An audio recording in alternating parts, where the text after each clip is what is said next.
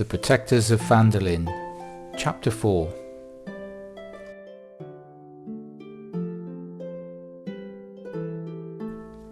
The Protectors of Phandalin are in great peril. They have stumbled across an array of undead creatures. It is unknown where these zombies, wraiths and spectres have come from, but one thing is for sure, they must be defeated in order to protect those inside the Wayside Inn. Zarya Kree heads back into the bar to protect those inside the building from the undead threat, while Tristan retreats back up the high road where Fairfax Whitbeam has been standing to protect Norman Silverfoot. Casting a light spell, Fairfax leaves Norman in the trust of Tristan and heads towards the battle to assist his friends. Princess Lady Amastasia, seeing that the wraiths are more dangerous than the zombies, breaks off her attack with the Walking Dead and runs outside the gate to swing her blood axe at the dark humanoid entity. The zombies behind her try to bludgeon her opportunistically as she moves towards the wraith, but these lumbering creatures miss. Seeing Princess smash into the wraith with her blood axe, Fairfax assists her by casting Eldritch Blast at the vile creature. Two beams of crackling energy impact the wraith. Amos the Destroyer, seeing his friend the Sorcerer entering the battle, welcomes him to the party as another wraith tries to hit the Barbarian, who just laughs as it misses. One of the zombies then attacks Zurek, who is able to reduce the damage from this creature's attack with Heavy Armor Master to deflect the strikes.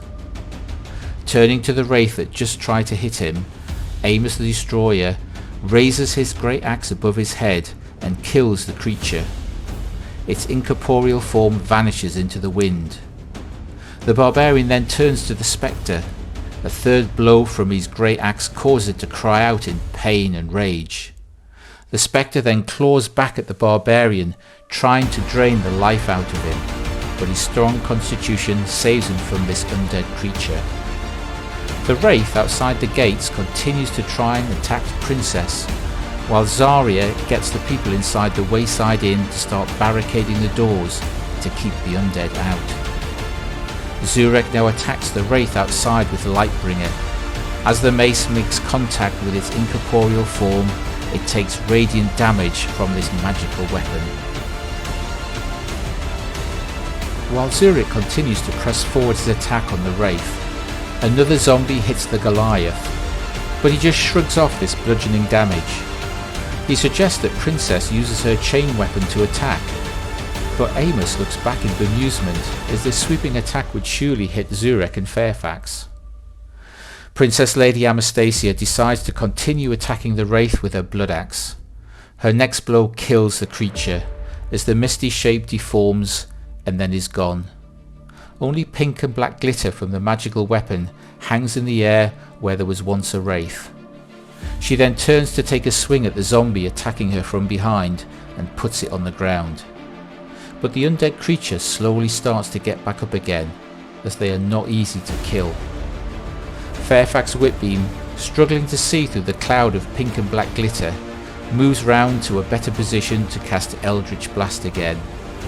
As he twins the spell, he targets the two remaining zombies. The one slowly returning to its feet is knocked down for good by a beam of crackling energy. The second targeted zombie is also killed by two more beams of energy. Amos the Destroyer, seeing the Sorcerer defeat the last two zombies and a display of dazzling light, swings his great axe high into the air, bringing down hard to crush the Spectre. Then turning to Fairfax, he gives his friend a wry smile.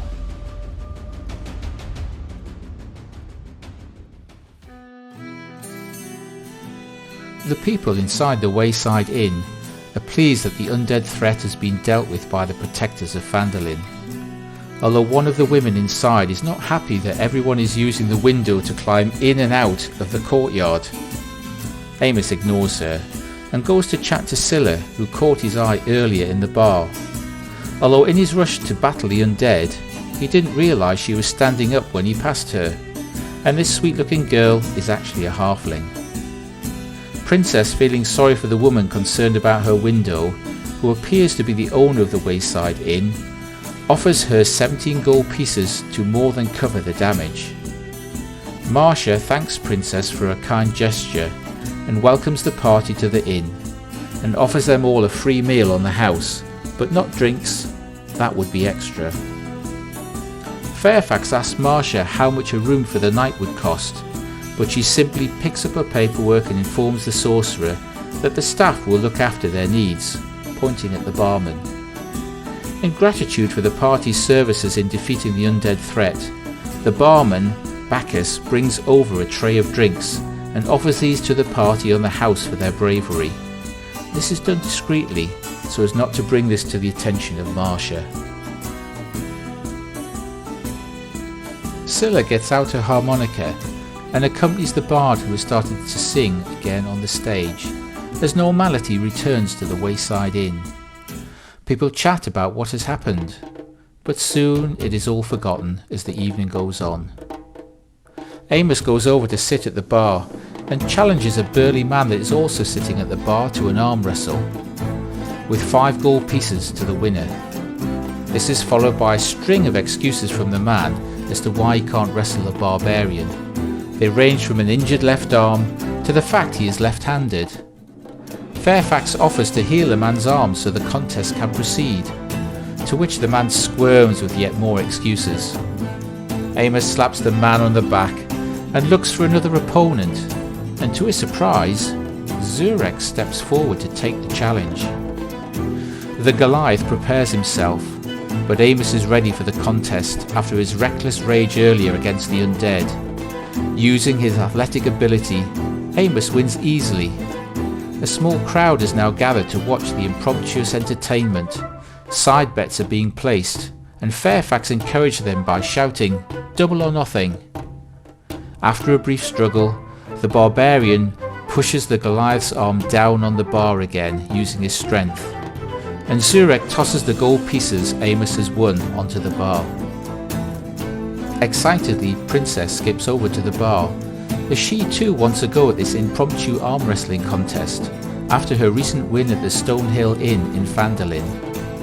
As his adrenaline starts to wane, Amos the Destroyer is now starting to feel exhausted after the battle and the arm wrestling with Zurek. He takes Princess Lady Anastasia's hand and soon becomes overwhelmed by her athletic prowess.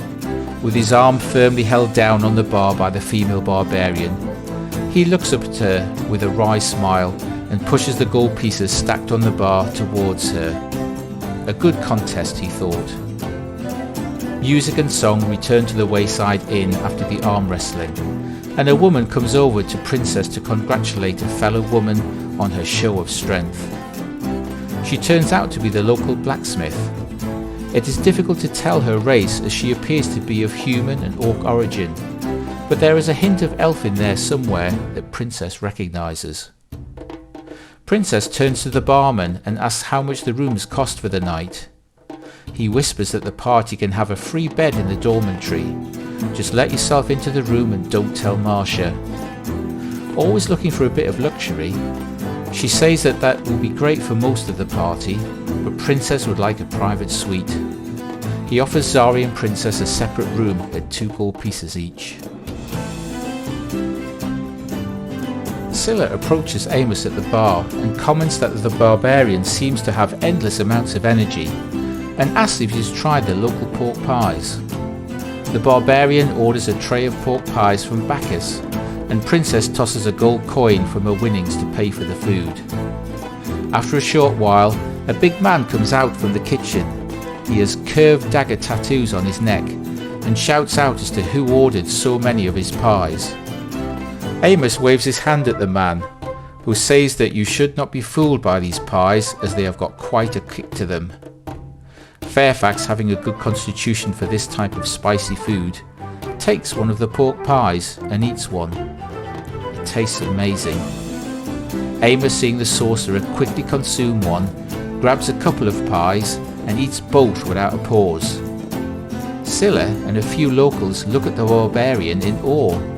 She comments that he must be very brave. Princess also joins in what has started to become a pie eating contest, and also eats 2, and loves the taste of these spicy pork pies. Amos, forgetting his manners, passes a pie to Scylla, who asks Bacchus for a glass of water. Between each bite, she drinks some of the water in an attempt to extinguish the heat from the spicy pork pie. Seeing the halfling struggle with the pie, Princess suggests a glass of milk, and Bacchus scratches his head and goes out the back to see if he can find some milk. While the rest of the party indulge themselves at the bar, Zurek notices Tristan and Norman Silverfoot sitting at a table across from the stage. As his eyes wander across to the singing bard, he notices that he seems somewhat familiar. Looking closely, he resembles Steele Longgrave, the bard they met quite some time ago in Phandalin. He recalls this man as Alexis Songblessed was interested in purchasing a viola from him, but ended up playing a game of chance, which the paladin lost. He always thought that the dice used in the game had been tampered with. Could this be the same man? Scylla chats to Amos, Fairfax, Princess and Zarya, asking why they had come from Phandalin to the Wayside Inn, to which Amos talks about the strange storm clouds that they have noticed to the west. Scylla talks about her journey and how she is travelling to Leolin to get a fishing job. She too finds it odd that the storm has not moved in days. Tiga, the blacksmith, joins in the conversation, saying that it is odd, but not to let this concern the protectors of Phandalin, as she is sure it will soon pass. Princess feels as though Tiga knows more than she is saying about the storm clouds. She asks the blacksmith if the undead may be connected to the storm, but she says she had not given it any thought. Zarya Kree still senses that Tiga is holding something back, so using her ring of truth, tries to determine if the blacksmith is lying, but all appears to be fine. Curious, thought Zarya. Fairfax changes the subject and inquires as to what type of work Tiga does here at the Wayside Inn. She goes on to talk about the various jobs she does, including horseshoes and metal fabrication. Amos, now bored with all this talk, offers Tiga one of his pies. She happily accepts and immediately starts coughing after the first bite, and runs outside to cool down. The sound of laughing follows the blacksmith.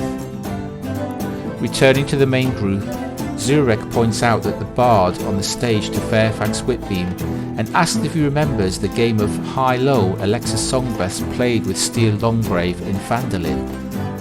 With this, Fairfax approaches the bard as he is just finishing his song and greets the entertainer, asking if they have ever met before.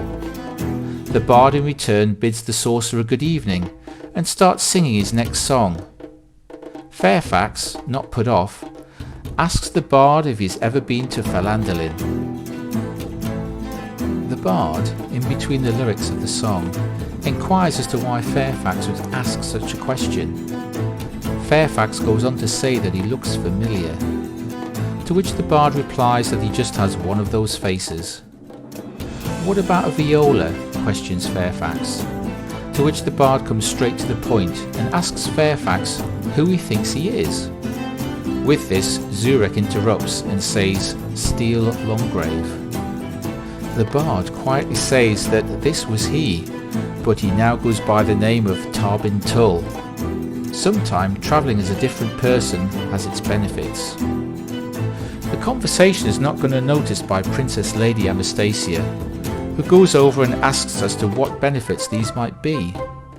The bard is starting to look concerned that his disguise might be compromised, and mumbles about avoiding unwanted attention as he believes that someone was tracking him from Neverwinter. He then smiles at Princess and asks if he could play the Protectors of Phandalin a song, to which Fairfax gives him a gold piece for his trouble. The bard winks at Fairfax, Zurek and Princess, and states that it was a pleasure to see them all again, not that he had ever seen them anyway. He then starts singing about the great battle against the undead, with a few embellishments for good measure. It is getting late, so the party retire to their rooms for the evening. Amos bids Scylla a hasty good night and quickly leaves the bar. Zarya is the last to leave, and just before she departs, Bacchus, noticing Scylla now moping in her drink, with the hasty departure of Amos, asked if she could look after the halfling who was travelling along and accompany her to Llewellyn if they are travelling that way.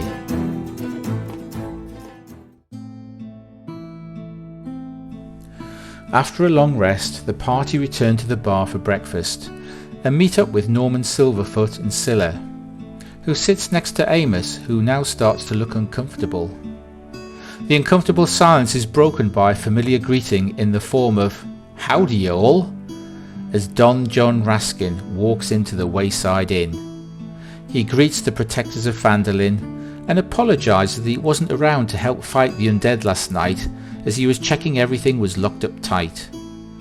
Anyways, he noticed that the party were just doing fine at defeating the undead varmints. He asks where the chap with the flag had gone, and Fairfax Whitbeam interrupts, explaining that Alexis Songblessed was on a quest. Don John is excited to see his old friends that he hadn't seen since the trouble with the Weirwats in the Togold mine. The larger-than-life character, who is Don John, then goes over to talk to Tristan and Zarya, who were not members of the party back then. Princess Lady Anastasia tries to shove a bread roll into his mouth as he talks to the latest members of the party, but he continues to talk as he chews the bread. Fairfax asks Don John to not talk with his mouth full, so he swallows and continues to recall their adventures together. Princess shoves another bread roll into his mouth, which only causes him to briefly pause, before taking a drink of water and continuing with his stories. He asks how Zarya joined the party, and she tells him of the encounter at Icespire Peak and the battle with the white dragon Freovane. Don John says that she could not have joined a finer group of adventurers, and asks if the party had been talking about all his great deeds. Then he inquires as to what the protectors of Phandalin are doing at the Wayside Inn. Suspicious as always, Fairfax Whitbeam ensures that Don John has no ulterior motives using his insight, but he appears to be sincere, just his usual annoying self. Amos asks Don John if he knows anything about the strange storm to the west. Although he agrees it is weird that it hasn't moved an inch since he spotted it, he doesn't know anything else about the storm. Don John then starts to consider possible ideas, such as it could be an unusual godly weather event to cause havoc on the Sword Coast, or a giant magical field beaming up from the ground causing the storm. Or another idea, it is a freak of nature.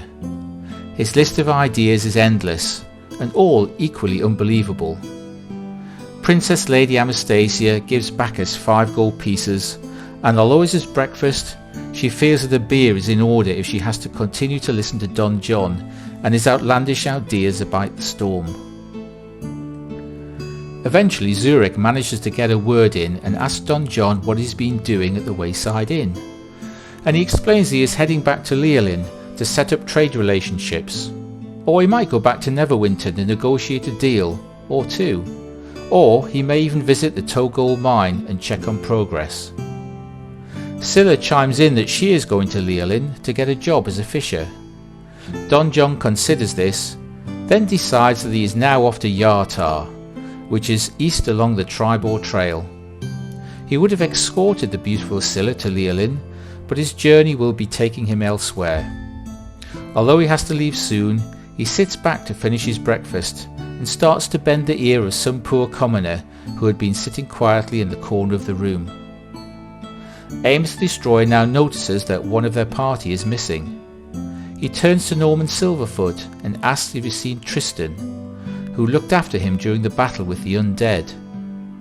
Norman explains that the Dragonborn was looking concerned and left for Neverwinter at first light to find out more about the totem they had found at the logging camp. Amos asks Norman about the high-paying job that he had talked about in Phandalin, and he suggests that they go and talk to the blacksmith Tiga, who has all the details of their quest.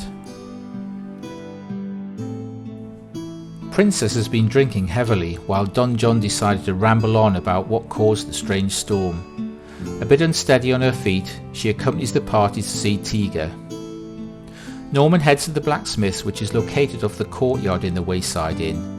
Tiga is there working on some metal on her anvil, Around the forge there is a fire pit, numerous horseshoes and 3 sets of armour, each in a different colour, taking pride of place in the corner of the room. Each set of armour is unique, with gold lining and embossed with a symbol of 3 lightning bolts, similar to that which was on the totem. The party bid Tiga good morning and ask about the armour. She is proud of her work and goes on to talk about how it's a special commission due to be collected in 6 to 10 days. Tiga was well paid for the 3 suits of armour, which had a very specific design requirement, but being a skilled blacksmith, she was able to follow the instructions to the letter. Amos asked Tiga that Norman had said that she required a group of adventurers for a difficult quest that pays well, to which she turns to Norman and asks exactly what he had been saying. The job in question did not require a band of heroes, but was a simple delivery of jewellery from the Wayside Inn to Leolin, and only paid 5 gold pieces. Tiga apologises on behalf of Norman, who exaggerated what the job was, and that it was probably not worth the Protectors of Phandalin undertaking. However, Zurek decides to take the job, collects the jewellery and the 5 gold pieces, and agrees to take them to Leolin. Well, it was only a day's travel, and they were going to visit the town anyway. Scylla pops her head in and asks if she can join the party on the trip to Leolin. Zarya smiles and says yes, of course. Princess Lady Amastasia likes the look of some of the other jewellery on display and purchases a very pretty necklace and a bracelet from Tiga for 4 gold pieces. Fairfax looks at Amos, then Scylla, and asks the barbarian if he required any jewellery with a big smile and a wink. With this, Amos the Destroyer decides not to accompany the rest of the party to Leolin, but to wait at the Wayside Inn and watch out for who comes to collect the 3 suits of armour with the lightning bolt symbols.